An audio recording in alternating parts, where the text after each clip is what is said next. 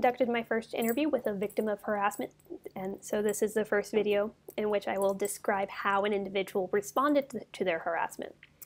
This video serves as a resource for anybody else who is experiencing harassment, so you have this library of options for how you can respond to harassment, what has worked for these individuals and what hasn't.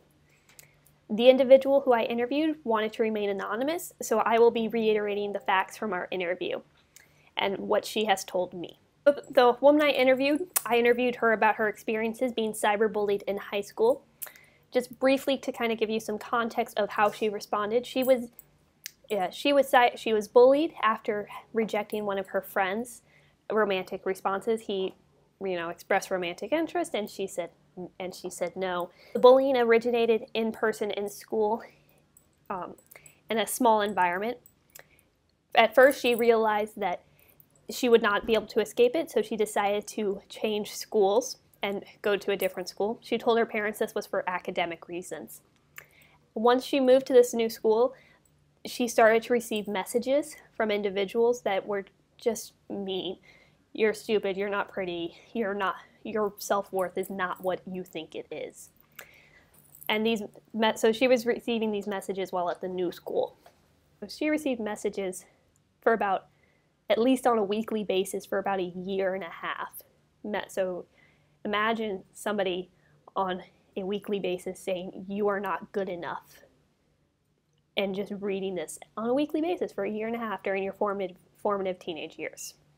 Her response was outwardly ignoring this. She did not tell any adults, the school, the media sites. She threw herself into her academics, her work, preparing for college. So outwardly, you would not have known anything was happened. However, she read every message she received and internalized those messages, which ate away at her self-esteem and really changed who she was as a person.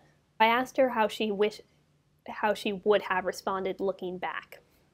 Now she knows that there are cyberbullying laws that exist in her state, and she wishes that she would have threatened legal action to stop the messages from happening. She wished she would have stopped the messages in some way or another, whether using the school, her parents, the media sites and social media sites reporting the messages. She wanted them to stop so that she could recover some of that. Just the destruction of her esteem would not be as severe.